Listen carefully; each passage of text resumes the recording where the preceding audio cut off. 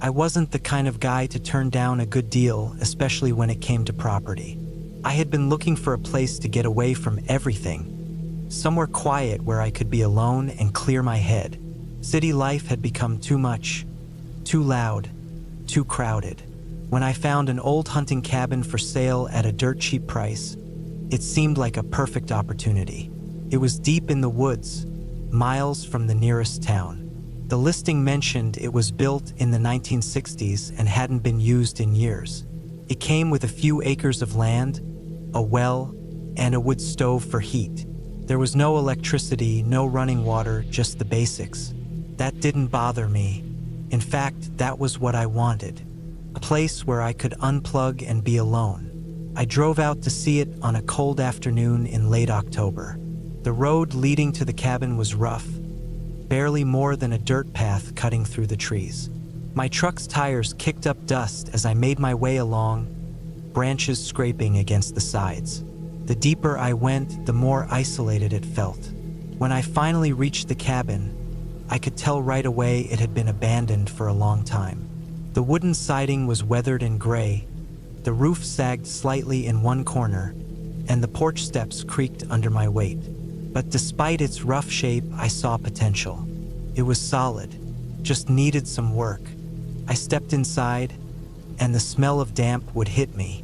Dust coated everything. There was an old table, a couple of chairs, a rusted-out wood stove, and a cot in the corner. A few old hunting magazines sat in a pile on the floor, their pages yellowed with age. The quiet was almost overwhelming. No cars, no voices, no distant hum of electricity. Just the wind through the trees and the occasional creak of the old cabin settling. I spent the next few weeks fixing it up. The first night was rough. I had to sleep in a sleeping bag on the cot, listening to every little sound outside. The wind made the trees groan, and more than once, I swore I heard something moving out there in the dark. But I told myself it was just wildlife. The days were spent chopping wood, patching up the roof, and making the place livable. I brought in supplies from town, stocked up on canned food, and got the old stove working again. It wasn't fancy, but it was starting to feel like home. The nearest neighbor was miles away. The only person I ever saw was an old man who ran the general store in town. He looked at me like I was crazy when I told him I was fixing up the place. "You out there alone?" he asked. I just nodded. He didn't say anything else, just gave me a long look and rang up my supplies. I shrugged it off. Small towns always had their stories, their rumors. Maybe there had been trouble out here before. Maybe the last owner had some bad luck. I didn't care. At first, everything was fine. The isolation took some getting used to, but I liked it. The woods were peaceful during the day, full of rustling leaves and birdsong. At night, things felt different. The darkness pressed in thick and absolute. The only light came from the moon or my lantern. That was when I started noticing little things. It started with noises, scraping sounds outside the cabin late at night, like something moving around just beyond the tree line. Once, I heard what sounded like footsteps on the porch, slow and deliberate. But when I opened the door, there was nothing there. Then I started finding things moved. My axe, which I always kept by the stump where I chopped wood, was suddenly leaning against the cabin wall one morning. The pile of firewood I stacked neatly was knocked over like something or someone had gone through it. I told myself it was animals. Maybe a bear, maybe just the wind knocking things around. But the feeling that I wasn't alone wouldn't go away. One night, I woke up to the sound of shuffling outside. I grabbed my rifle and slowly crept to the window. The moon cast long shadows across the clearing. I squinted, trying to see if anything was out there. That was when I saw it. A figure stood just at the edge of the tree line, not moving, just standing there watching the cabin. My stomach tightened. It was too far to make out any details, just the shape of a person standing in the dark. I watched for what felt like an eternity, waiting for them to move, to do something. but they just stood there. I finally worked up the nerve to step outside. I raised my rifle, my voice steady. "Who's out there?" Silence. I took a step forward. The figure didn't move. I kept the gun raised as I walked toward the tree line. But as I got closer, I realized there was no one there. The spot where the figure had been standing was empty. No footprints, no sign of anyone. I didn't sleep the rest of the night. After that, things escalated. One evening, I was chopping wood when I noticed something hanging from a low tree branch near the cabin. A small bundle of sticks, tied together with twine. At first, I thought it was just some random debris, maybe something left behind by hunters years ago. But when I looked closer, I saw that the sticks were arranged in a strange pattern, almost like a symbol. I cut it down and burned it. The next night, another one appeared, hanging from a different tree. That was when I started thinking maybe I wasn't just imagining things. I set up traps around the cabin, simple snares meant to catch small animals. The next morning, every single one had been triggered, but there was nothing in them. One night, I woke up to the sound of breathing inside the cabin. It was faint, but I knew it wasn't mine. I lay completely still, gripping my knife, listening. The breathing was slow and steady, coming from the far corner of the room. I reached for my flashlight and clicked it on. The room was empty. The only thing that had changed was the old hunting magazines. They were no longer in a pile on the floor. They had been arranged neatly in a row side by side. I packed up and left that morning. I didn't bother trying to figure out who or what had been out there with me. I didn't want to know. I never went back. The cabin is probably still standing out there, deep in the woods, waiting for the next person to come along.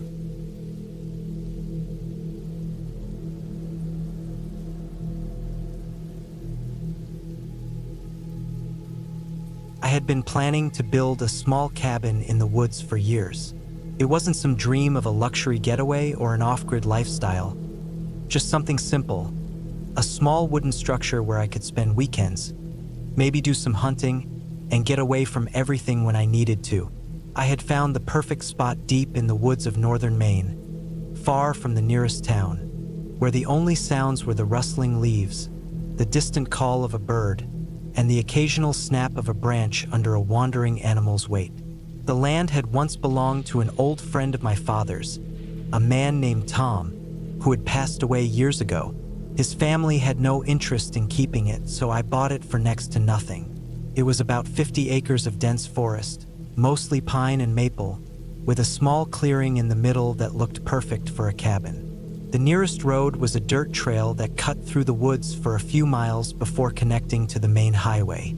You could drive in with a truck, but once winter came and the snow piled up, you were better off on foot or a snowmobile.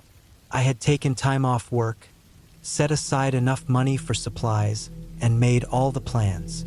My goal was to keep it simple, just a single-room cabin about 12 by 12 feet, with a wood stove, a cot, and enough space to store supplies. Nothing fancy, just a sturdy little place I could rely on. I started in late September. The first week was all about clearing the land, cutting down a few trees, and making sure I had a good, level foundation. The work was exhausting, especially since I was doing it alone. I had brought a chainsaw, an axe, and some hand tools, but even with those, progress was slow. Cutting and hauling logs, stripping the bark, digging post holes, every part of it was backbreaking. The first strange thing happened on my third day out there. I had just finished digging the foundation posts when I noticed something odd at the edge of the clearing. There was an old stump, half-rotted and covered in moss, but it wasn't the stump itself that caught my attention. It was the fact that there were fresh wood shavings around it, as if someone had been hacking away at it recently. But I hadn't touched that stump, and I was alone out here. I told myself it had to be animals. Maybe a porcupine or a beaver had chewed at it, but it didn't sit right with me. The cuts looked clean, fresh, like they had been made with a blade. I tried to ignore it and got back to work. The next few days were more of the same: hard labor, sore muscles, and slow progress. I got the frame of the cabin up by the end of the week, and it was finally starting to look like something real. By the time I put up the walls, the weather had turned colder, and the trees were starting to drop their leaves. The air smelled like damp earth and wood smoke from my campfire. It was around this time that I started getting an uneasy feeling at night. During the day, everything felt normal. Hard work, fresh air, the quiet peace of the woods. But as soon as the sun went down, that feeling changed. The silence became heavier, thicker. Every little sound, the rustling leaves, the creak of a branch, the distant hoot of an owl, felt sharper, more intrusive. One night, as I was lying in my tent, I heard something moving through the woods. At first, I thought it was a deer, maybe a black bear, but the footsteps were too steady, too deliberate. I held my breath, listening. The sound circled my camp, moving slow, pausing now and then. I reached for the hatchet I kept by my sleeping bag, gripping the handle tightly. The footsteps stopped just beyond the glow of my dying fire. I stared out through the tent's mesh window, but I couldn't see anything in the darkness. Then, after what felt like an eternity, the footsteps moved away, fading back into the woods. I barely slept that night. The next morning, I found something that made my skin crawl. There were footprints in the dirt around my camp, clear and distinct. They weren't animal tracks. They were human, barefoot. The prints were wide, the toes splayed out, like someone who had spent years walking without shoes. They led from the trees, circled my tent, and then disappeared back into the forest. I told myself it had to be some drifter, maybe a hunter who got lost. But it didn't make sense. Who walks barefoot through the Maine woods in late autumn? And why come this far out, in the middle of nowhere, just to creep around my camp? I thought about leaving that day, packing up and forgetting the whole thing. But I had put too much work into this place already. I wasn't about to let some weirdo scare me off my own land, so I kept going. The next few days, I made sure to keep my rifle close. I finished the cabin walls, put in the roof, and started working on the door. But the feeling never left me, that gnawing sense that I was being watched. At night, I built my fires bigger, kept my hatchet within arm's reach, and listened. Always listened. Then, one evening, as I was chopping firewood, I noticed something that made my blood run cold. At the edge of the clearing, where the trees met the open space, someone had placed something on a stump. A dead rabbit, skinned and gutted, its insides spilling over the wood. I dropped the axe and grabbed my rifle, scanning the treeline. Nothing. The woods were still, silent. I didn't sleep that night. I sat in my cabin with the rifle in my lap, listening to the sounds outside. Every snap of a branch, every rustle of leaves set my nerves on edge. Then, sometime past midnight, I heard something new. A low, whispering sound. Not words, not anything I could understand. Just a slow, deliberate sound, rising and falling, just beyond the trees. I couldn't take it anymore. I grabbed my flashlight, stepped out onto the porch, and shined the beam into the woods.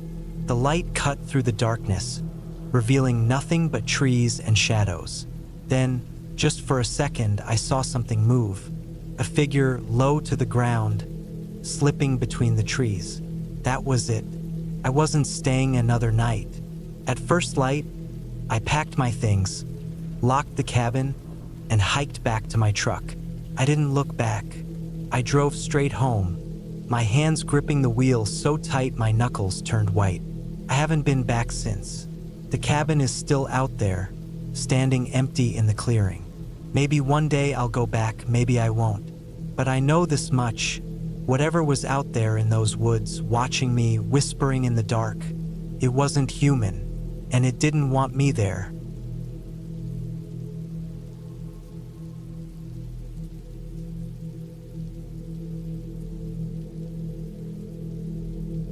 I still remember the smell of damp earth and pine trees when I stepped out of the truck. The air was thick with the scent of old wood, the kind that had soaked up years of sweat, rain, and smoke from 1,000 campfires. My grandfather's cabin stood just ahead, nestled deep in the woods where few people ever wandered. He had built it himself decades ago, back when he left the army. The place was simple. One story, a tin roof that rattled in the wind, thick logs stacked tight together. A covered porch stretched across the front, its wooden steps worn smooth from years of use. It wasn't anything fancy, but it had stood the test of time. I had been coming up here since I was a kid, usually for hunting trips or just to spend time away from everything. But this time was different. This time, my grandfather wasn't here. He had passed away 6 months ago. A heart attack, sudden and quick. He had always been tough, the kind of man who never complained, never slowed down. But in the end, even he wasn't invincible. The funeral had been small, mostly family and a few of his old army friends. They had spoken about his time in the service, how he had been a leader, a survivor. Now the cabin was mine. I had been putting off this trip for months. Something about coming back here alone didn't sit right with me. But I had to take care of things, sort through his belongings, decide what to keep, what to sell. The place wouldn't run itself, and I couldn't just let it rot away. I unlocked the door and stepped inside. The cabin smelled like dust and old wood, just as I remembered. The furniture was exactly as he had left it. A worn-out recliner in the corner, an old wooden table with scratches along the surface, a shelf lined with books he had read over and over again. The only thing different was the silence. I spent the first few hours cleaning, opening the windows to let some air in. The sun was already starting to dip below the trees when I decided to call it a night. I had brought supplies, canned food, water, enough to last a few days. But as the light faded, a strange feeling settled over me. The woods around the cabin had always been quiet, but this was different. Too quiet. No wind, no birds, not even the usual rustling of animals moving through the underbrush. I tried to shake it off. It was just my imagination, I told myself. Just the weight of being here alone for the first time. That night, I slept in my grandfather's old bed. The mattress was stiff, the blankets smelled faintly of him, tobacco and pine. I lay there for a long time, listening to the silence, waiting for the comfort of sleep to take over. At some point, I must have dozed off, but then something woke me up. A sound, faint, close. I lay still, listening. Came again, soft, deliberate. Footsteps on the porch. My body went rigid. There was no one else out here. No neighbors for miles. No reason for anyone to be near this cabin in the middle of nowhere. I slowly sat up, heart pounding. The sound stopped. For a long moment, there was nothing but silence. Then, a long, slow creak as something pressed against the porch boards. I reached for the rifle my grandfather always kept beside the bed. My hands were shaking, but I kept quiet, listening. The door had a lock, a heavy metal bolt that was still in place. Whatever was out there hadn't come inside. Yet, I moved slowly, my bare feet making no sound on the wooden floor. I stepped toward the window and eased the curtain back just enough to see outside. The porch was empty, but then I saw it. The trees just beyond the clearing. A figure standing between the trunks, barely visible in the dim moonlight. It wasn't moving, just standing there watching. My chest tightened. I couldn't see any details, just the outline of a person, tall, motionless. My fingers tightened around the rifle. For what felt like hours, neither of us moved. Then, just as silently as it had appeared, the figure turned and disappeared into the woods. I didn't sleep after that. I sat in the chair by the window, rifle in my lap, eyes fixed on the treeline. But nothing else happened. No more sounds, no more movement. By morning, I almost convinced myself I had imagined it. Almost. I stepped outside, the air cold against my skin. The porch was empty, the ground undisturbed. But then I saw them, footprints. Deep, clear impressions in the dirt, leading from the woods to the porch and back again. Someone had been here. I spent the rest of the day keeping busy, but the feeling of unease never left me. That night, I locked the door, kept the rifle close, and waited. And again, sometime after midnight, I heard it. The footsteps. This time, they didn't stop on the porch. They circled the cabin. Slow, deliberate. Whoever it was, they weren't in a hurry. I gripped the rifle, forcing myself to breathe evenly. The footsteps continued, moving around the cabin, pausing near the windows, near the door. Then silence. I waited. 5 minutes. 10. Then a soft, metallic rattle. The door handle. I snapped the safety off the rifle, my heart hammering. The handle turned, testing the lock. I didn't move, didn't breathe. Then, just as quickly as it had started, the sound stopped. The silence stretched on. When the sun finally rose, I stepped outside again. The footprints were there, clear as day. But this time, they didn't just come from the woods. They had circled the cabin, over and over. I packed my things that morning, locked up the cabin, drove away and didn't look back. I don't know who was out there that night or why they never tried harder to get inside. But I do know one thing. I haven't been back to my grandfather's cabin since, and I don't plan to.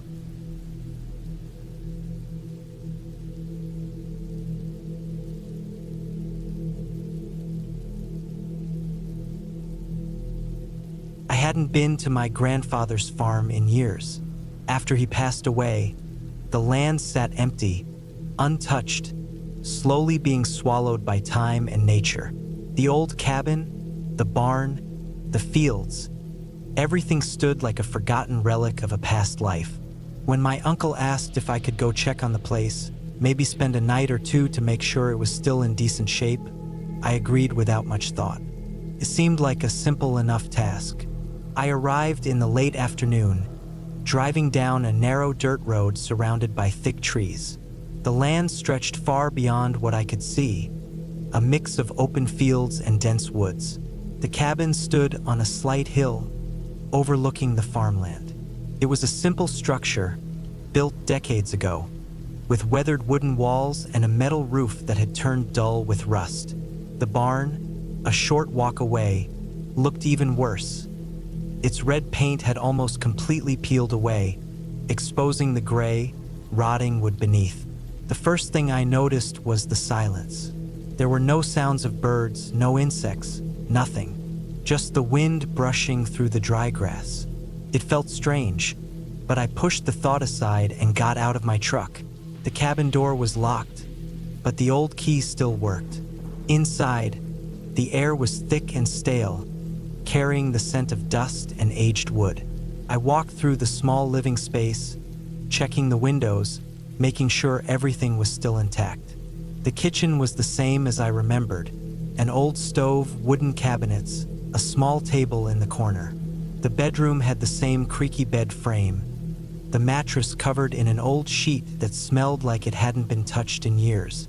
After dropping my bag on the table, I decided to check out the barn. The sun was starting to dip lower, casting long shadows across the fields. The barn doors groaned as I pulled them open, revealing the dimly lit interior. Dust floated in the air, catching the last rays of sunlight. Inside, the place was in worse shape than I thought. The wooden beams looked weak, some of them splintered. The floor littered with broken tools, rusted metal, and old hay that had turned into dry clumps. In the back corner, there was a pile of rotting wood, likely from the collapsed section of the roof. Then I saw something that made me stop. Footprints. In the dust-covered floor, clear as day, there were footprints leading from the barn entrance to the far corner, where an old ladder led up to the hayloft. The prints were fresh, not covered by dust like everything else. I felt my stomach tighten. Someone had been here. I stood there for a long moment, listening. The silence felt heavier now, pressing down on me. I looked up at the hayloft. The ladder was old, some of the rungs broken, leading up into the shadows above. I couldn't see much from where I stood. Something about it made my skin crawl. I backed away, stepping carefully to avoid making too much noise. My eyes scanned the barn again, looking for any other signs that someone had been living here. There were no blankets, no bottles, no food wrappers, nothing to suggest that it was being used as a shelter. But those footprints weren't mine. I closed the barn doors and headed back to the cabin. The sky was turning dark now, the first few stars appearing. I locked the door behind me, something I wouldn't normally do in a place this isolated. I didn't sleep much that night. Every sound made me tense up. The wind against the walls, the creaking of old wood settling. I lay in bed, staring at the ceiling, listening. Somewhere in the night, I thought I heard something outside, a soft, shuffling sound. I sat up, my heart pounding. The sound didn't come again. I waited for a long time, staring at the window, but the darkness outside was complete. The next morning, I walked around the cabin, checking the ground for any new footprints. Nothing. The grass was undisturbed. It made me second-guess myself. Maybe the footprints in the barn had been there for days, even weeks, and I had just imagined the rest. Still, I didn't want to spend another night there. I decided to do a final check of the barn before heading out. As I walked through the open doors again, the same uneasy feeling crept over me. The footprints were still there. I followed them again with my eyes up to the hayloft. My gut told me to leave it alone, but something in my head refused to let it go. I climbed the ladder. The wood creaked under my weight, but it held. The hayloft was small, mostly empty, just old hay scattered across the wooden planks. But in the farthest corner, something was there. Pile of clothes, dirty, tattered. Next to them, an old tin can, a rusted knife, and a bundle of rope. My stomach turned. Someone had been staying here. Recently. I climbed down fast, my hands shaking. The thought hit me all at once. Whoever had made those footprints might still be around. Maybe they had watched me yesterday. Maybe they had been outside the cabin last night. I hurried back to my truck, throwing my bag inside.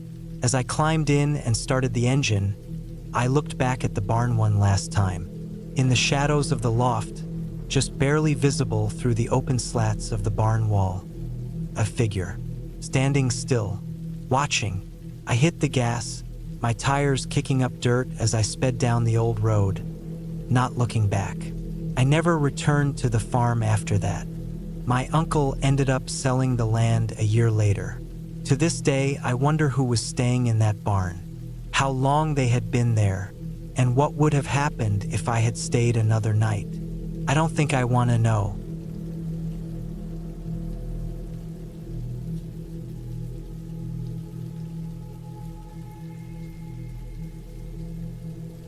It was 2016 when I took the job working in the remote Highlands of Scotland. I was 34, looking for a change of pace after years of working in the city, and this forestry job seemed like the perfect opportunity.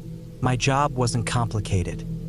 Maintaining the trails, checking for signs of illegal hunting, keeping an eye on the old cabins scattered through the area. Most of them were abandoned, some left over from the 1800s when loggers and farmers used them for shelter. Others had been converted into hunting lodges, but very few people stayed in them anymore. The area was too isolated, too far from any real town. There was one cabin, though, that I never liked checking on. It wasn't the worst one, just an old, crumbling structure about 10 miles into the forest. It had been abandoned for decades, but every now and then, I had to go out there, make sure no one was squatting or damaging it. The locals didn't like talking about it. Whenever I brought it up, they'd shrug it off, change the subject. I assumed it was just superstition. Something about the place made people uneasy, so they avoided it. One evening in late autumn, my supervisor asked me to check it out. Some hikers had reported seeing movement near the cabin. just glimpses of someone standing by the windows before disappearing into the trees. I figured it was either kids messing around or someone using it as shelter. Either way, it was my job to check. I set out in the late afternoon. The air was cold, damp with the kind of mist that clung to your clothes. The trail to the cabin was rough, overgrown with brambles that tore at my jacket as I hiked. The forest was silent except for the occasional rustling of leaves. I told myself it was probably just deer, maybe a fox. By the time I reached the cabin, the sky had darkened into an early twilight. The structure was in worse shape than I remembered.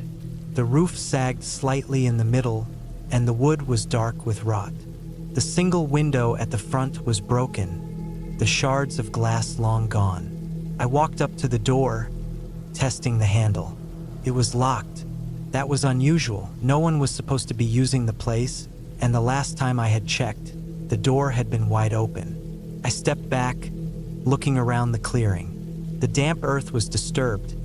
Footprints pressed deep into the mud leading from the trees to the cabin. Someone had been here recently. I knocked on the door, more out of habit than anything else. No answer.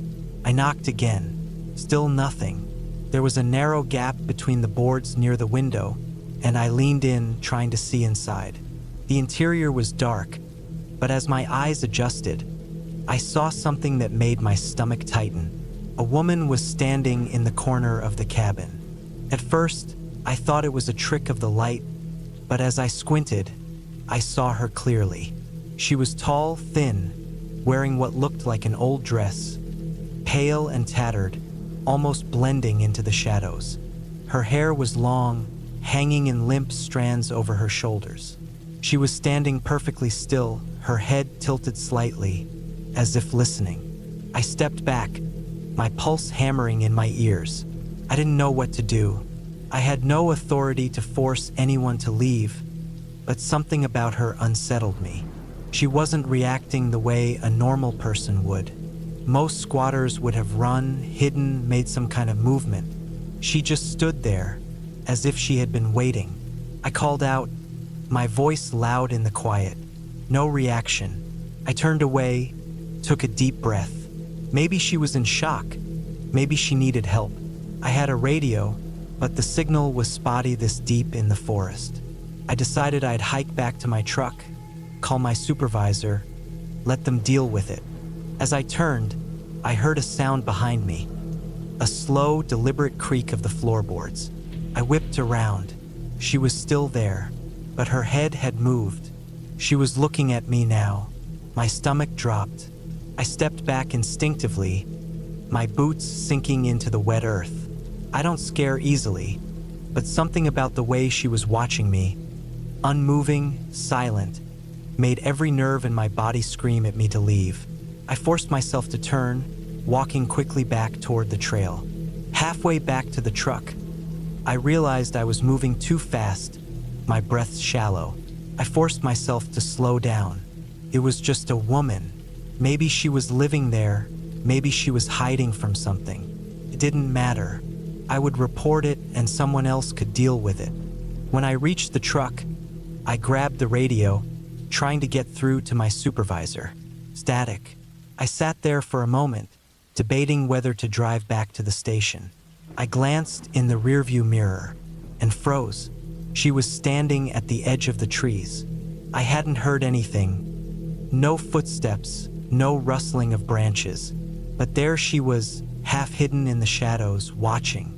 I threw the truck into gear, my hands shaking as I pulled onto the narrow dirt road. I didn't look back.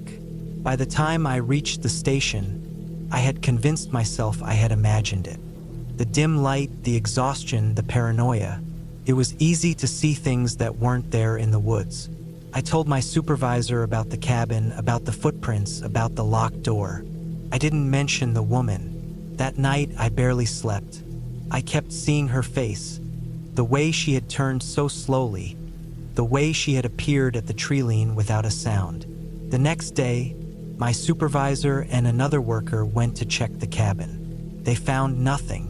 The door was open, the inside covered in dust, untouched. No footprints. No woman. They told me I must have been mistaken. I never went back to that cabin again. A year later, I quit the job.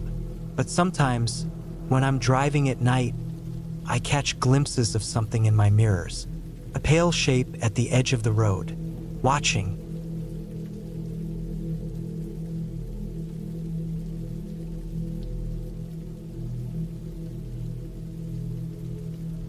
I had never liked being out in the middle of nowhere, but sometimes life didn't care what I liked.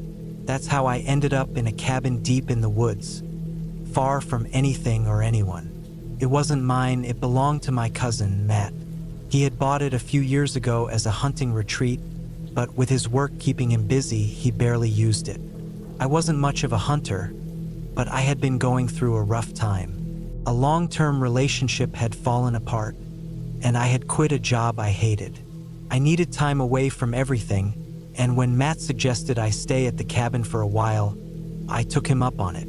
A few weeks alone, surrounded by nothing but trees and quiet, sounded like exactly what I needed.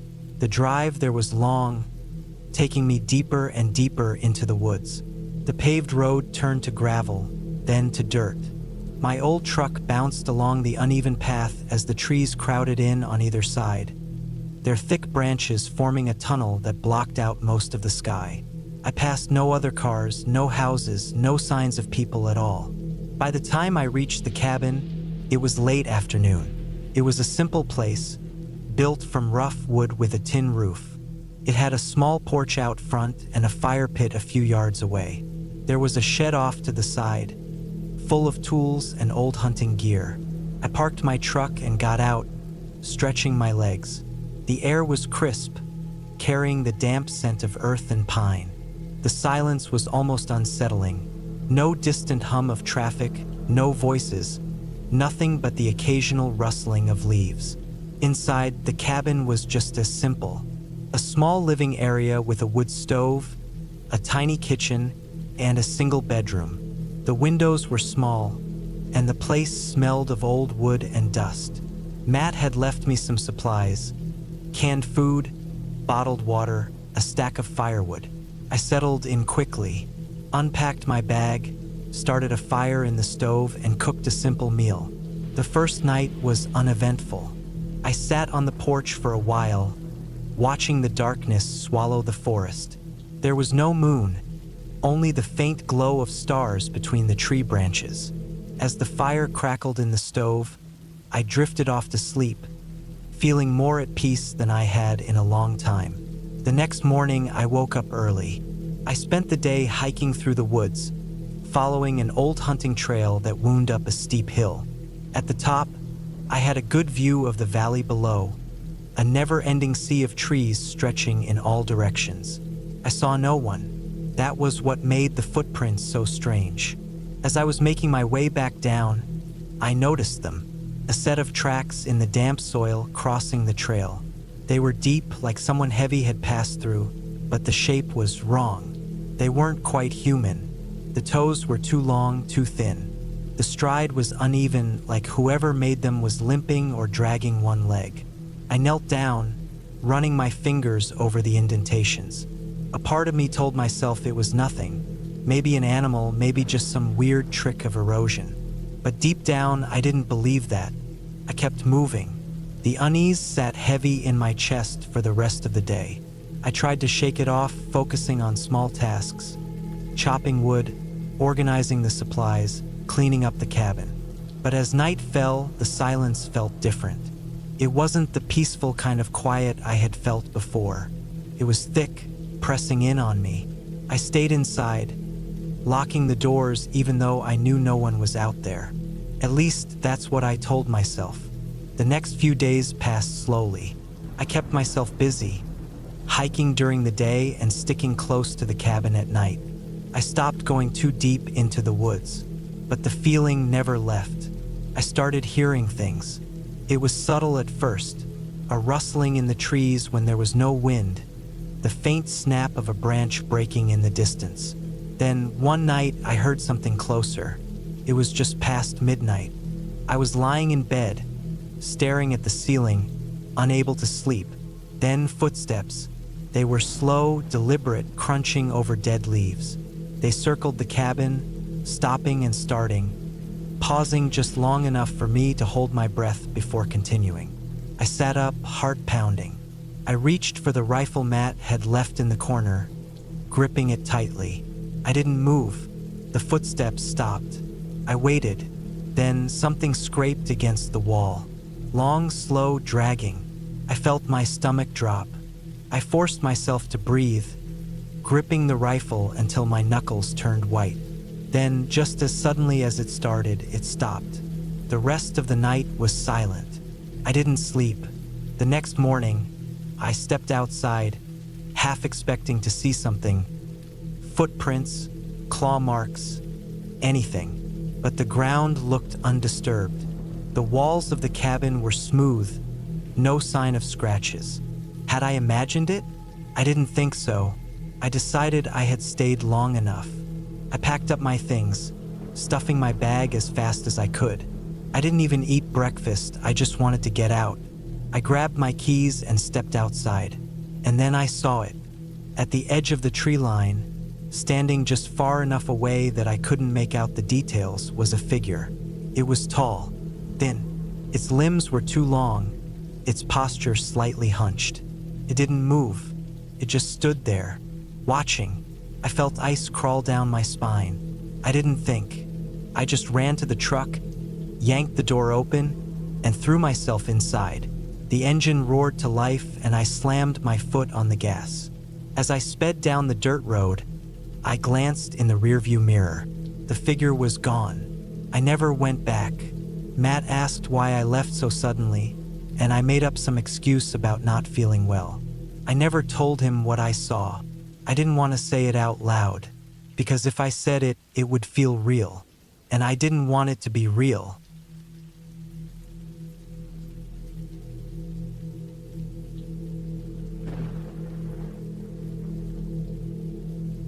I remember that night in pieces, flashes of memory that don't seem real until I force myself to relive them. The sound of rain tapping against the wooden roof, the way my boots felt heavy with mud, the air so cold it stung my face. And then, the moment when everything changed, the moment when I knew I wasn't walking out of that cabin the same man. Started with a trip, one I hadn't planned on taking. I was heading up to a small town in Oregon, a place tucked away in the woods where the trees were taller than any building and the roads twisted like veins through the landscape. My old friend, Kyle, had a cabin up there. It wasn't much, just a small place with a wood stove and a couple of rooms. He'd mentioned it to me before, saying it was where he went when he wanted to get away from everything. Kyle was a cop, had been for years. He was the kind of guy who never talked much about his job, but you could see the weight of it on his face. Something about the way he carried himself, always watching, always quiet.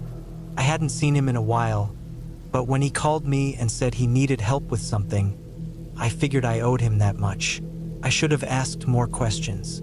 The drive up was long, nothing but darkness and the occasional set of headlights cutting through the rain. By the time I reached the cabin, it was close to midnight.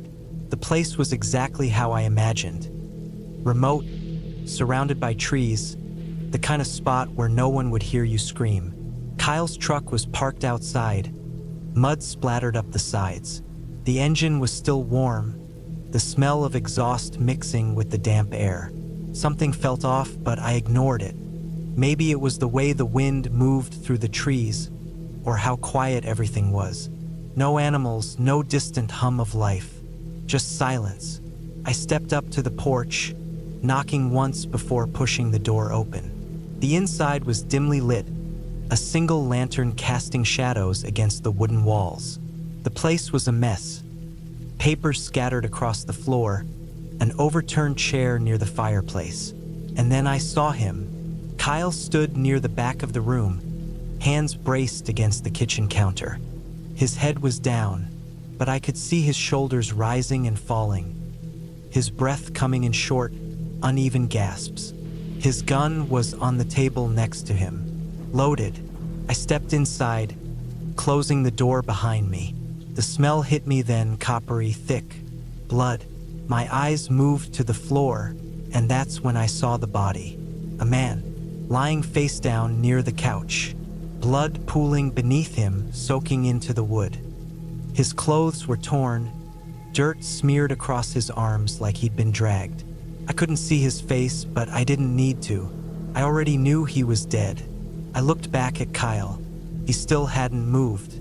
I could hear the rain outside, the soft creak of the cabin settling. Everything else was still. I felt my stomach drop. What the hell happened? Kyle didn't answer. He just stood there, staring at the counter like he was somewhere else. I took a step closer, my boots sticking slightly to the floor where the blood had started to dry. The man wasn't moving. His body was twisted in a way that didn't seem natural, like his limbs had been forced into place. I swallowed hard, my pulse hammering in my ears. Kyle finally lifted his head. His eyes were bloodshot, dark circles beneath them. He looked like a man who hadn't slept in days. I had to, he muttered, voice hoarse. I didn't have a choice. I didn't know what to say. The words felt too big, too heavy. I looked back at the body, at the blood soaking into the wood, and I knew one thing for sure. This wasn't an accident. The details started falling into place. The torn clothes, the dirt, the position of the body. Kyle had dragged him in here. He hadn't died in the cabin. He'd been brought here after. My skin went cold. Kyle was a cop. He knew how to cover things up. I turned back to him, my hands shaking. Who is he? Kyle let out a slow breath, running a hand through his hair. He was following me. I frowned. Following you? Kyle nodded, gripping the edge of the counter so tightly his knuckles turned white. He was watching me, at my house, at work. I kept seeing him. He was up to something. The way he said it made my stomach twist. There was something in his voice, something I couldn't place. Kyle wasn't just talking about self-defense. He was talking about something else, something darker. I stepped back, my foot slipping slightly on the blood. My pulse was a drum in my ears. I needed to get out of there. But Kyle wasn't done. He reached for the gun. I didn't move, didn't breathe. His fingers curled around the grip, slow and deliberate. His hands weren't shaking. I realized, in that moment, that Kyle wasn't afraid. He wasn't panicked. He was calm, too calm. And that's when it hit me. This wasn't the first time. I felt my stomach drop. Kyle wasn't looking at me like a friend anymore. He was looking at me like a loose end. I took another step back, forcing my breathing to stay even. Kyle, I said carefully, we need to call this in. He didn't respond. The silence stretched between us, heavy and suffocating. Then he shook his head. I can't. I knew what that meant. I looked at the door. Could I make it? Kyle was bigger than me, stronger. If I ran, he'd catch me. If I fought, he'd win. But if I stayed, I wouldn't leave that cabin alive. I made my decision. The moment I moved, Kyle did too. I lunged for the door, but he was faster. The world tilted as we hit the floor. My head slammed against the wood, pain exploding behind my eyes. His hands were around my throat before I could think, pressing down, cutting off my air. I clawed at him, my vision going blurry, my chest burned, my body screaming for oxygen. I felt my strength slipping, but then a sound. Car engine. Kyle hesitated just for a second. I used it. My knee came up, slamming into his ribs. He let out a grunt, his grip loosening just enough for me to twist free. I didn't think. I just moved. The door, the rain, the cold air hitting my face as I stumbled outside, my legs barely holding me up. Headlights, a truck. I ran toward it, waving my arms. The driver, a hunter, maybe judging by the rifle in the back, rolled down his window. I don't remember what I said. I don't even know if I made sense. But he must have seen the blood, the fear, because he let me in, and we drove. Fast. I didn't look back. The police found Kyle's cabin the next morning. They found the body, and they found Kyle. A single gunshot wound. Self-inflicted. At least that's what they said. But I knew the truth. Kyle wasn't afraid of getting caught. He was afraid of being exposed. And that's why he couldn't let me leave. I should have seen it sooner. I should have never gone to that cabin. But I did. And I'll never forget what I saw, or what it felt like, knowing that if I had been just a second slower, I would have been the one lying on that floor, and no one would have ever found me.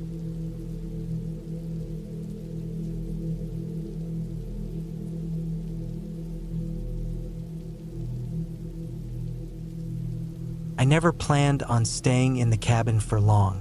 It was just meant to be a stop, a quiet place to get away from the city for a while. It belonged to my uncle, a place he had bought years ago, more out of stubbornness than need. The land was cheap, he always said, probably because no one wanted to live next to a graveyard. It didn't bother him. He spent years fixing it up, making it livable, but never really moving in. It was a project, something to keep his hands busy. When he passed, the cabin fell to me. I hadn't thought much about it. Not until everything in my life felt like it was falling apart. I needed space, a place to breathe. So I packed up my truck and headed there, figuring a few weeks away from everything would help clear my head. The drive was long, mostly empty roads stretching between small, dying towns. The last hour was nothing but dirt paths, rough and uneven, the trees growing thicker on both sides. I had to slow down to keep from sliding on the gravel, the weight of my supplies shifting in the back. The closer I got, the more isolated it felt. The cabin sat at the edge of a clearing, just beyond the old graveyard. I had only been here once before, years ago, when my uncle was still working on it. It looked the same, a small structure, weathered wood, a slanted metal roof. It wasn't big, one main room, a small kitchen, a separate bedroom, and a bathroom that barely worked. No neighbors. No sounds except the wind moving through the trees. The graveyard was older than the cabin. It stretched out behind it, hidden behind a thick line of trees.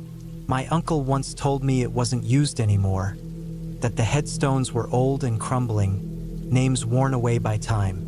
I unloaded my truck, bringing in supplies, stacking wood by the fireplace. There was no electricity, just a generator, but I planned on using lanterns most of the time. The place smelled like dust, wood, and something damp beneath it all. The air inside was stale, heavy. I opened a few windows, let the cold breeze in. I wasn't scared of the place. Not at first. The first night was quiet.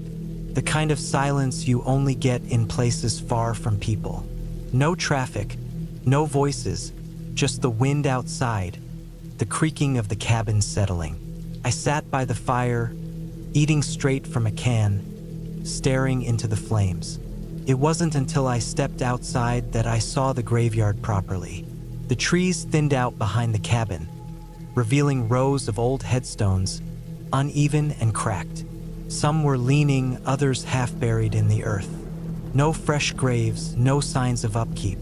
Just the forgotten dead, resting beneath wild grass and fallen leaves. I didn't go near it. I didn't need to. The next few days were slow. I spent time chopping wood, checking the generator, making sure the roof wasn't leaking. The place was holding up well, considering how long it had been left alone. I walked the perimeter, familiarizing myself with the land. There was a creek not too far off, mostly dry this time of year. The trees were thick, closing in around the clearing. It felt contained, like the world outside didn't exist. The isolation was good, until it wasn't. It started small. The second night, I woke up to a sound outside. A low, steady creaking, like wood bending under weight. I stayed still, listening. Came from the back of the cabin, near the trees, near the graveyard. I told myself it was the wind. The next morning, I checked the area, looking for fallen branches, something that could explain the noise. There was nothing. The ground was damp from the night air, soft enough to hold tracks. There were none. The unease settled in slowly, creeping in around the edges. By the third night, I couldn't ignore it. I woke again, this time to something different. Not creaking, movement, a slow, dragging sound outside the window. My pulse kicked up, the kind of fear that comes before reason. I reached for the lantern, hesitated. I listened. The sound stopped. I forced myself to move, lighting the lantern, pushing back the darkness. The room looked the same. No shadows shifting in the corners, no figures outside the window. But the feeling remained. I wasn't alone. I started noticing little things. The door to the cabin, which I always locked, would be slightly ajar in the mornings. At first, I blamed myself. Maybe I hadn't closed it properly. Maybe the wind had pushed it open. But it kept happening. My axe, which I kept by the woodpile, moved. Nothing dramatic, just a few feet, the blade buried in a different log. I didn't remember leaving it like that. One morning, I found footprints in the dirt outside. Not mine. They led from the trees to the cabin and back again. The graveyard was still. Nothing disturbed, no fresh graves. But it felt different, heavier, as if the ground itself was waiting. I started sleeping with my rifle close. By the end of the first week, I was done. I had planned to stay longer, but the feeling had only grown worse. It wasn't fear, not exactly. It was the sense that I had overstayed my welcome, that I was being watched. The night before I planned to leave, the sounds returned. I woke to the creaking again, but this time it was closer, just outside the wall of the bedroom. A slow, deliberate weight pressing against the wood. I didn't move. I barely breathed. The sound stopped. Then came the footsteps. Slow, measured steps circling the cabin. Once, twice, then silence. I gripped the rifle, my hands slick with sweat. I stayed awake until dawn, until the first weak light broke through the trees. Only then did I move, stepping outside. There were no footprints this time. Nothing to prove I wasn't losing my mind. But the graveyard had changed. One of the graves had been dug up, the dirt fresh, piled beside the hole. Empty. I packed my things in under an hour. I never went back. I didn't tell anyone what happened. I didn't want to hear the explanations, the rationalizations. Maybe someone had been out there, messing with me.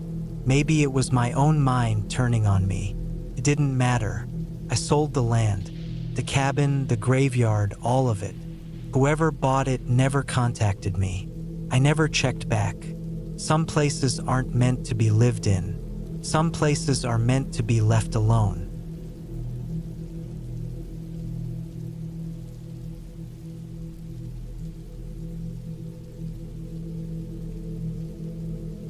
I remember the last time I saw Matthew. It was late October 2017. The days had started getting shorter, and the cold was settling in early that year. We were out in the woods, deep in the Appalachian foothills, hunting. Matthew was my cousin, but we were raised more like brothers. He was the kind of guy who would drop everything to help someone, always the first to volunteer for a favor. I never thought he'd be the one to disappear. The plan had been simple. Spend a weekend out in the woods, do some hunting, drink a few beers by the fire, and just enjoy the quiet. We picked a spot we had been to before, about a 2-hour hike from the nearest road, completely off the grid. There was an old cabin out there, one we had used a few times in the past. It wasn't much, just 4 walls, a slanted roof, and a small wood stove, but it kept us out of the cold. No electricity, no running water, just a sturdy shelter. We set out on a Friday morning, our packs loaded with enough food and supplies to last the weekend. The hike-in was rough, the trail barely more than a deer path, but we knew the way. The deeper we went, the more isolated it felt. The trees were tall and thick, their branches twisting overhead, blocking out most of the light. It was the kind of quiet that felt unnatural, the kind where you start hearing things that aren't really there. By the time we reached the cabin, the sun was starting to dip below the tree line. We set up our gear, checked the inside of the cabin for signs of animals, and got a fire going in the stove. Everything felt normal. The same old place we had stayed in before, nothing out of the ordinary. But then Matthew found the footprints. They were fresh, right outside the cabin near the door. Too big to be from an animal, too recent to be ours. Someone had been here, probably just a hiker passing through, I had said, though even then, I wasn't sure I believed it. We were miles from any trail. People didn't just pass through here. We didn't talk about it much after that. We just locked the door that night, something we had never felt the need to do before. The next morning, we woke up early and set out to hunt. The plan was to split up, circle back to the cabin in a few hours. We had done it plenty of times before, knew the land well enough not to get lost. I didn't see anything that morning. No deer, no tracks, nothing. The woods felt still, like something had driven everything away. When I got back to the cabin, Matthew wasn't there. I waited. An hour passed, then two. Still nothing. By mid-afternoon, I started searching. I followed his tracks as best as I could, calling his name every few minutes. The further I went, the more uneasy I felt. I couldn't shake the feeling that I wasn't alone. Then I found his rifle, lying in the dirt. No blood, no signs of a struggle. Just his rifle, abandoned like he had set it down and walked away. The sun was starting to set. I told myself he must have gotten turned around, maybe wandered too far and was making his way back another way. But deep down, I knew something was wrong. I headed back to the cabin, built up the fire, and waited. By midnight, I knew he wasn't coming back.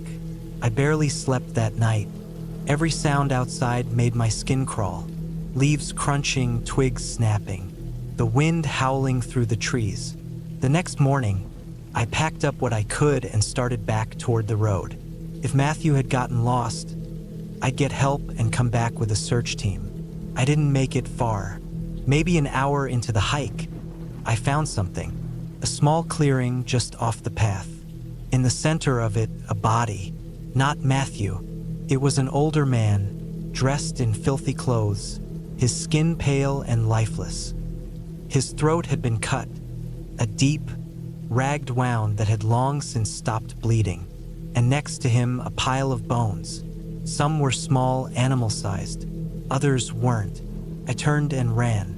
I didn't stop until I reached the road. I barely remember the drive into town, just that my hands were shaking so bad I could barely hold the wheel. The police organized a search. They found Matthew 2 days later, or what was left of him. His body was half buried in the dirt, covered with branches, like someone had been trying to hide him but never finished the job. They never found who did it. All they found was that cabin deep in the woods, and under the floorboards, the remains of more than a dozen people. Whoever had been living there had been doing it for a long time, long enough to make sure no one ever left. I don't go into the woods anymore, and I never will again.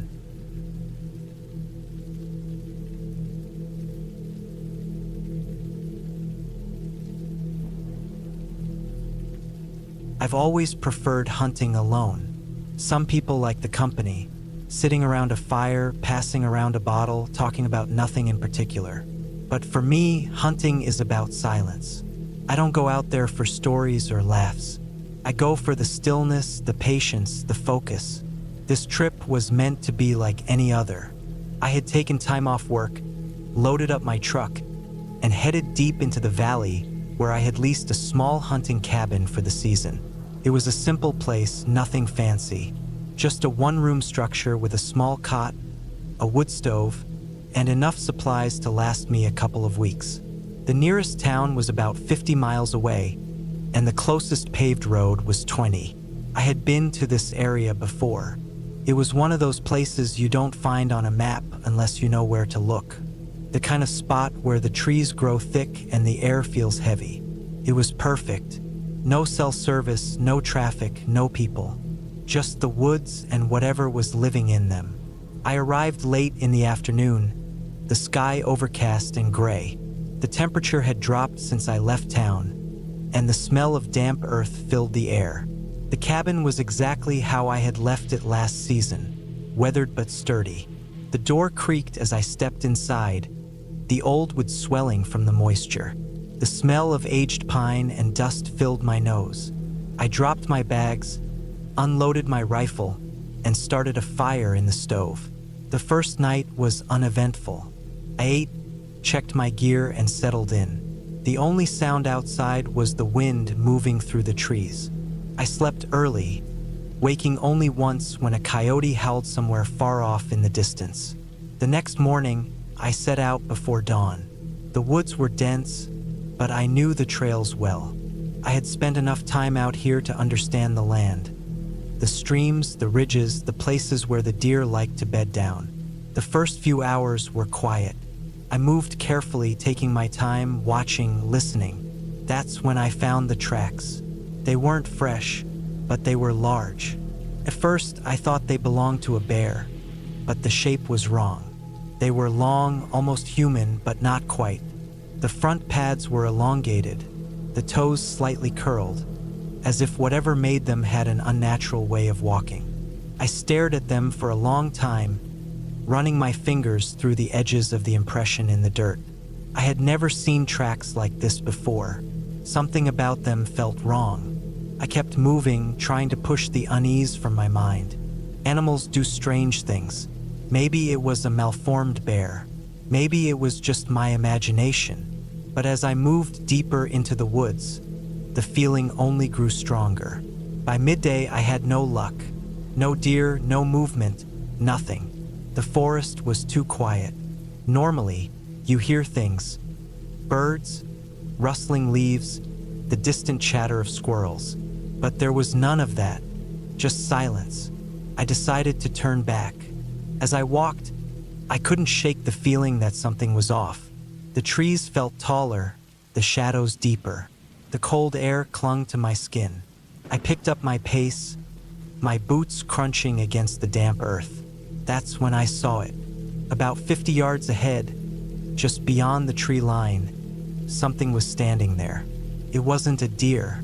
It wasn't a bear. It wasn't anything I recognized. Tall, lean, its limbs too long for its body. It was standing perfectly still, its head slightly tilted, as if watching me. The second my eyes landed on it, my chest tightened. I raised my rifle, and it was gone. Not into the trees, not into the brush, just gone. I stood there for a long time, my hands gripping the rifle so tightly my knuckles ached. My heart was pounding in my ears. I scanned the tree line, every inch, waiting, expecting something to move. Nothing did. I turned and walked back to the cabin without stopping. By the time I got inside, the sun was setting. I locked the door, bolted the shutters, and stoked the fire until the cabin was filled with warmth. I tried to convince myself I had imagined it, that my mind was playing tricks on me, but I knew what I had seen. That night, I barely slept. Every noise outside felt closer, heavier. A branch snapped somewhere beyond the trees. The wind howled against the cabin, pressing against the wood like something was trying to get inside. I lay there, rifle in my hands, staring at the ceiling. Morning came slow. I forced myself to eat, forced myself to pack my gear. I wasn't staying another night. By noon, I was ready to leave. I loaded my truck, checking the tree line every few minutes. The feeling hadn't left. As I climbed into the driver's seat, I noticed something. A set of tracks. The same ones I had seen in the woods. They started at the edge of the trees and ended just a few feet from my cabin door. But there was something worse. There were two sets, one coming in and one going back. I didn't wait.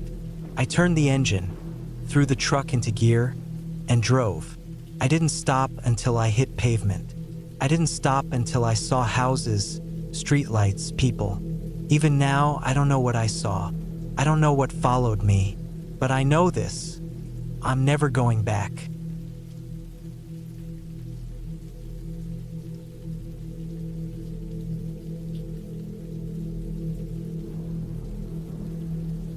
I don't know why I took that road. I had options. I could have stayed on the highway, stuck to the familiar, but something about that old road called to me. Maybe it was just the habit of years, the way my hands moved the wheel without thinking. Maybe it was something else, something I don't like to think about. The last time I had driven this way was 4 years ago, when my wife was still alive. Back then, the road had meant something different. It led to quiet weekends in the cabin we had bought together, the one she had loved more than anything. She always said it was her dream to have a place tucked away from the world, a little piece of quiet where we could just be. We spent summers there, sometimes winters too, wrapped up against the cold with the fireplace crackling. Even after she got sick, she wanted to spend time there. It was her safe place. When she passed, I stopped going. I told myself I'd sell it, but every time I got close to listing it, I'd find a reason not to. So it just sat there empty, forgotten. I never planned to see it again. But here I was. The road felt different now. The trees pressed in closer than I remembered, their branches reaching overhead like skeletal fingers. The pavement had cracked in places, weeds pushing through. It was darker than I expected, even though it wasn't late. The sky had that thick, heavy look it gets before a storm, the kind of sky that makes the world feel smaller. I told myself I'd just drive past. No stopping, no looking, just keep going. The trees broke for a moment, and there it was. The cabin sat back from the road, half hidden by the overgrown grass. It looked smaller than I remembered, lonelier.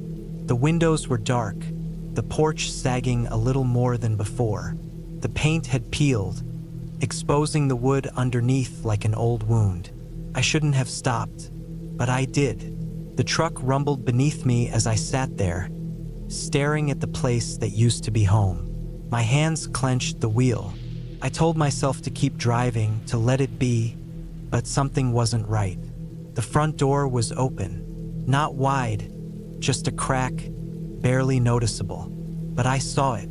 I knew I had locked it. Even if I had forgotten, time and weather wouldn't have pushed it open like that. Someone had been here. Maybe they were still inside. My gut twisted. I could have left. I should have. But I was already opening the door, already stepping out. The air smelled damp, like rain and rotting wood. The wind moved through the trees, making the branches creak. I moved up the path, the grass brushing against my legs. The closer I got, the more wrong it felt. The silence pressed against me. No birds, no insects, just the wind and the sound of my own breathing. I reached the porch, stepping onto the warped wood. The boards groaned under my weight. I pushed the door open. The air inside was stale. Dust floated in the dim light, disturbed by the breeze. The living room was just as I had left it. Couch, table, the blanket she used to curl up under still folded in the corner. But something was off. Took me a second to see it. Footprints in the dust. Someone had been here recently. The prints led deeper into the cabin, toward the hallway. My stomach tightened. I should have turned around, left it alone. But my feet moved forward. The bedroom door was ajar. I reached for the light switch out of instinct, but when I flicked it, nothing happened. The power must have been cut off. The room was dim, but I could see enough. The bed was made. I hadn't done that when I left. The closet door was open. Something was inside. I stood there, breathing hard, listening. The air felt thick, heavy. I stepped closer. A sound, a shift of weight, something moving just slightly. Someone was in there. I moved fast, yanking the door open. Nothing. The closet was empty. Clothes still hung on the rod. A few boxes stacked in the corner. but no one was there. My skin crawled. I turned back toward the room, scanning every shadow. Then I saw it. The window. The lock was broken. Someone had been inside. Maybe they still were. I turned fast, moving back into the hallway. My breath was loud in the silence. The whole cabin felt different now, like I was being watched. A creak from behind me. I spun around. Nothing. I moved back through the house, every step feeling slower, heavier. The living room felt darker than before. The open door gaped like a mouth. Then movement outside, a shadow shifting near the trees. My pulse slammed in my ears. Someone was out there, watching, waiting. I stepped onto the porch, scanning the treeline. The wind moved through the branches, but nothing else. No footsteps, no sound. But I knew someone had been here. Someone was probably still here. I backed toward the truck, forcing myself to stay calm. The keys were already in my hand. I climbed in, locking the doors, my breath shaky. I sat there for a long moment, staring at the cabin. Then, just as I put the truck into gear movement, a figure stepping out of the trees. Not running, not hiding, just standing there, watching. I didn't wait. The tires kicked up gravel as I sped away, my heart hammering. I didn't look back. I don't know who was there. I don't want to know. All I know is that I'm never coming back.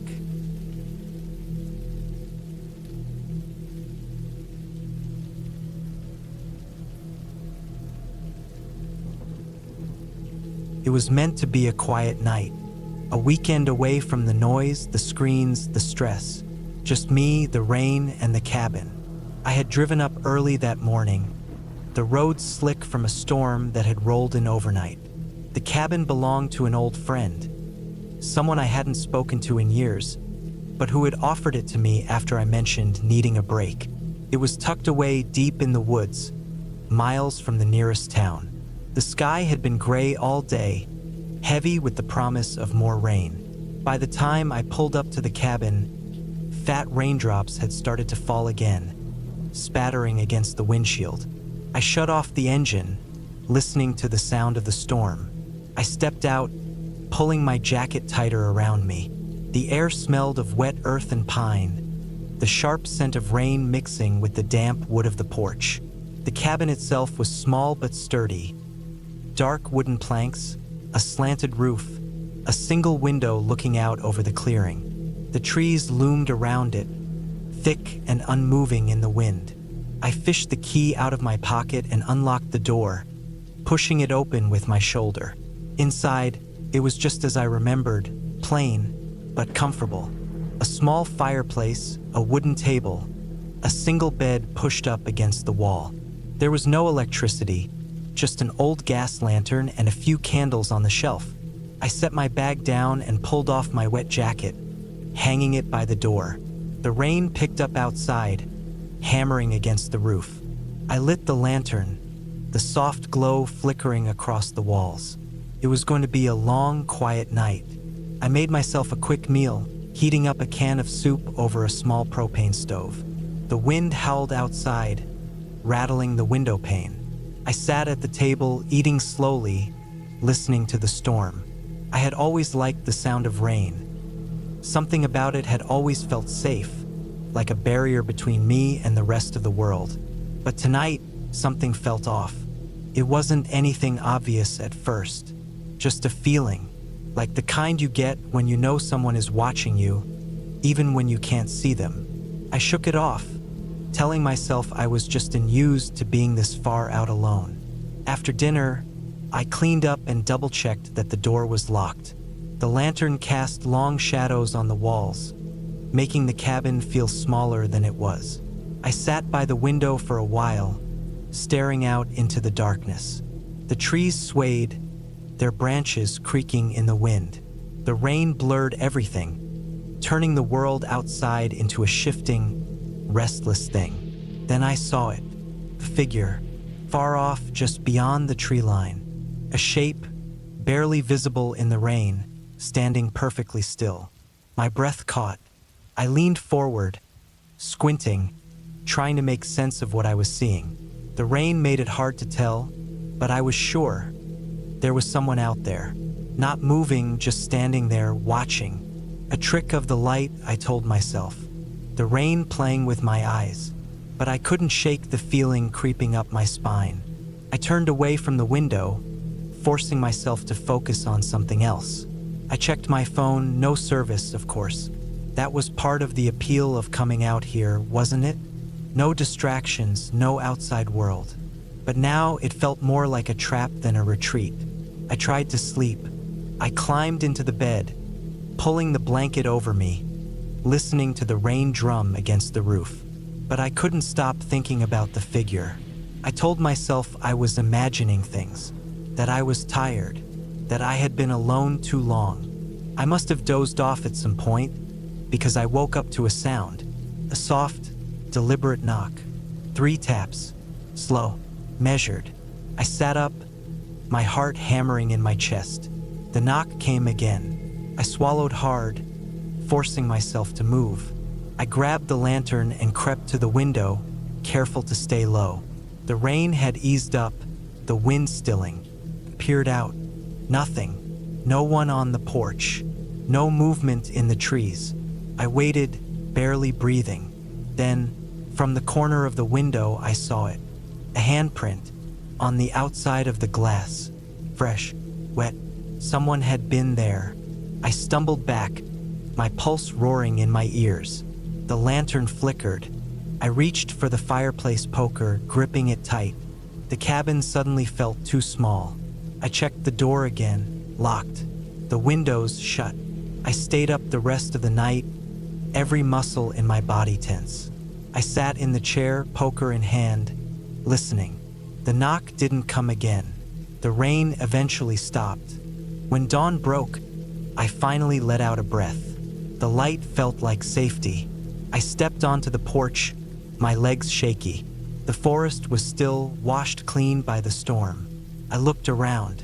That's when I saw them. Footprints, leading up to the cabin. And then, just a few feet from the door, they stopped. No return trail, no sign of anyone leaving. Just gone. I packed my things in less than 5 minutes. I didn't look back when I drove away. I never went back to that cabin again.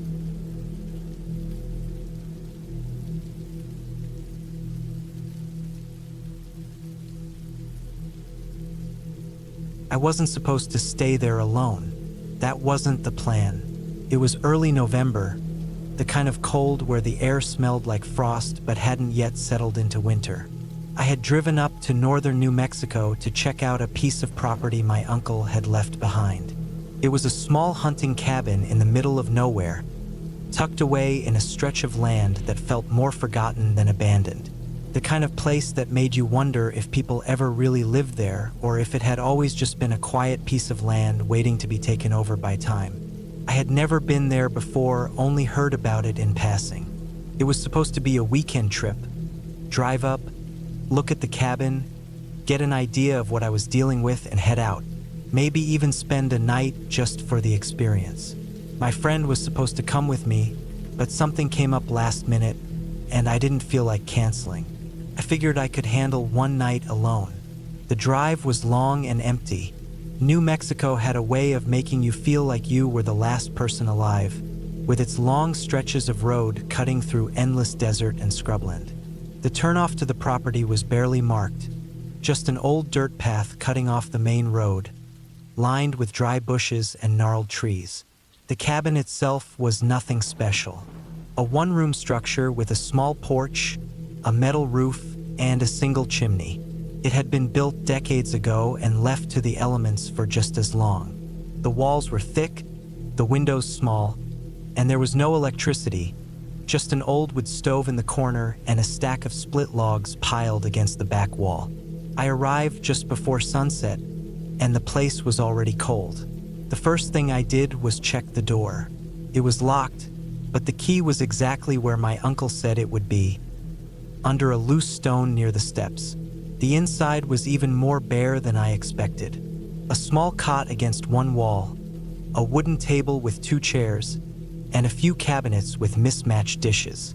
The floor was covered in dust, and the air smelled like wood and age. I built a fire in the stove as soon as I could. The temperature was dropping fast, and I wasn't about to spend the night freezing. I had brought supplies, some canned food, a sleeping bag, a flashlight, and a small lantern, enough to last me through the night. The first few hours were quiet, the kind of quiet that felt almost unnatural, like the land itself was holding its breath. There were no birds, no wind, just the occasional creak of the wood as the cabin settled into the cold. I ate, checked my phone, no service of course, and tried to settle in. I told myself it was peaceful, that I was just getting used to the stillness.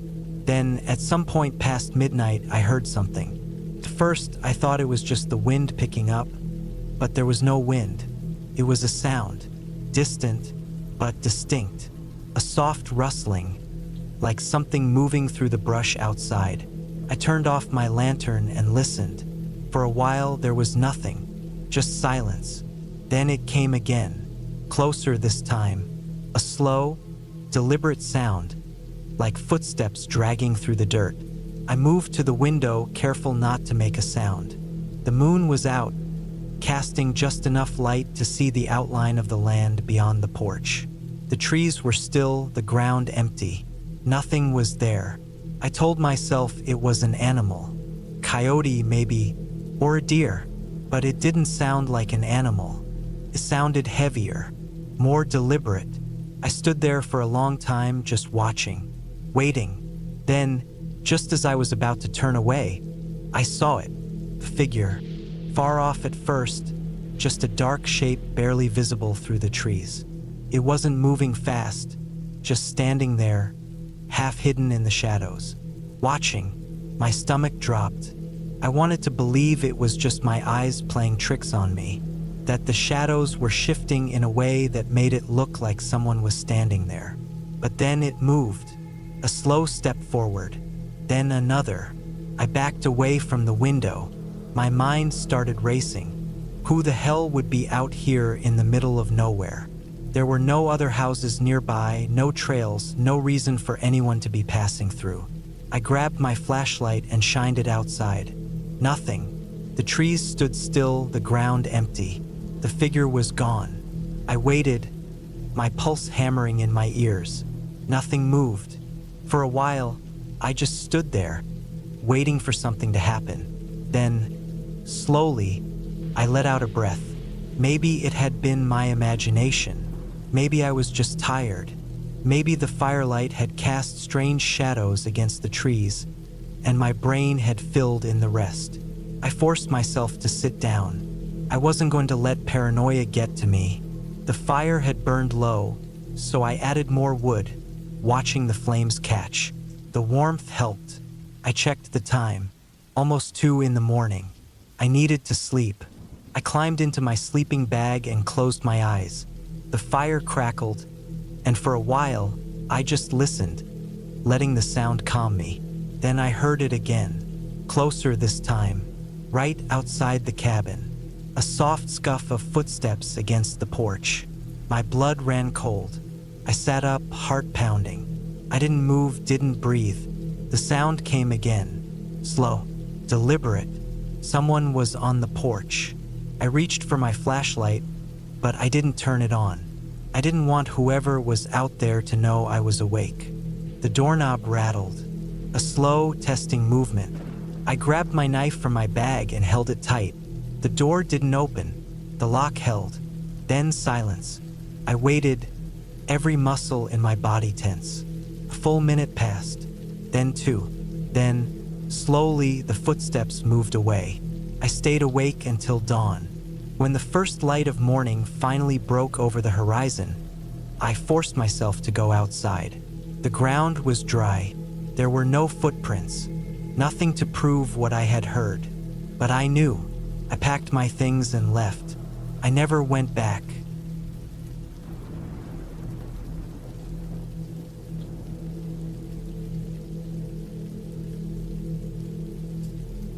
I never thought I'd spend a winter alone in the middle of nowhere. But life has a way of putting you in places you never expected. It all started when my uncle, Roger, passed away. He was a strange man, always keeping to himself, never married, never had kids. He lived out in the mountains of Montana, miles away from the nearest town. His cabin was something of a mystery to the family. Nobody ever visited, and he never came down for holidays. When he died, he left the place to me. I wasn't particularly close to him, but I was the only one in the family who had the time and willingness to go out there. My job as a freelance writer allowed me to work from anywhere, so I figured I'd spend a few months at the cabin, clean it up, maybe sell it later. The drive out there took nearly 6 hours from the airport, half of it on rough dirt roads covered in patches of ice. The further I went, the fewer signs of civilization I saw. No gas stations, no houses, nothing but dense forests and towering mountains in the distance. It was the kind of place where you could disappear and nobody would ever find you. The cabin itself was old but sturdy. A single-story wooden structure with a metal roof, sitting in a small clearing surrounded by thick pine trees. It had a stone fireplace, a small kitchen, a bedroom, and an attic I had no intention of going into. The walls were lined with old hunting trophies, deer heads, bear skins, even a wolf pelt draped over the couch. Everything smelled like dust and would smoke. The first few days were quiet, peaceful even. I spent my time chopping wood, fixing the old generator, and clearing out junk. The nights, though, were something else. The silence was unnatural. In the city, there's always noise, cars, people, something. Out here, nothing. Just the wind through the trees, the occasional snap of a branch somewhere in the dark. By the end of the first week, I noticed little things that didn't sit right. The first was the food. I had stocked up before coming, packing enough supplies to last me months. But one morning, I noticed my bread was gone. Not eaten, gone. The bag it was in had disappeared completely. I figured maybe I misplaced it, but over the next few days, other things went missing. A flashlight, a roll of duct tape, a can of beans. Then there were the tracks. A few inches of fresh snow covered the ground every night, and in the mornings, I'd see footprints around the cabin. Not boot prints, bare feet. I told myself it had to be an animal, maybe a bear stepping in its own tracks to make it look that way. But I didn't believe it. One night, I stayed up late reading by the fire. Around midnight, I heard something outside, a slow, deliberate crunch of snow underfoot. I turned off the lantern, sitting there in the dark, listening. Another crunch, closer this time. I grabbed my rifle and moved to the window, but I couldn't see anything beyond the tree line. I waited for what felt like an hour before finally going to bed, but I didn't sleep. The next morning, I found something by the front door. A single, long strip of deer hide, nailed to the wood. I don't scare easily, but that got to me. I checked the rifle, made sure it was loaded, and spent the rest of the day watching the tree line. That night, I barricaded the door with the couch. If someone wanted to get in, they'd have to make a lot of noise doing it. I sat by the fireplace, the rifle across my lap, waiting. Around 3 in the morning, I heard something scratching at the back wall. Slow, methodical, like someone dragging a branch against the wood. Then a soft knock. 3 taps. I stayed silent, tapped 3 more times. I didn't move. After a long moment, the sound stopped. I waited until the sun came up before checking outside. The snow was disturbed, but the footprints weren't leading to the cabin. They were coming from it. I was done. I packed my bags and loaded the truck. I didn't care how long the drive was or how bad the roads got. I was leaving. I got in, turned the key. The engine sputtered but didn't start. Tried again. Nothing. I popped the hood, checked the battery. Someone had cut the cables. I ran back inside and locked the door. My heart was pounding so hard I could hear it. I grabbed the rifle, double-checked the ammo, and waited. I wasn't leaving until daylight. I didn't sleep that night. Every sound made me jump. The creak of the cabin settling, the wind rattling the roof. Just before dawn, I heard footsteps on the porch, slow, heavy. Then the doorknob turned. I raised the rifle, aimed at the door. Whoever was out there didn't knock this time. They just stood there. I held my breath, finger on the trigger. The handle rattled once more, then nothing. I don't know how long I stayed like that, but eventually, the first light of morning crept in through the windows. I forced myself to move, inching toward the door, rifle ready. When I opened it, the footprints were still fresh in the snow. But there was something else, too. A single deer skull, placed right in the center of the porch. I didn't waste any more time. I grabbed my bags, took the rifle, and started walking. It was a long way to town, but I didn't care. I wasn't staying another second in that cabin. I don't know who or what was out there, but I never went back to that place again. And I never will.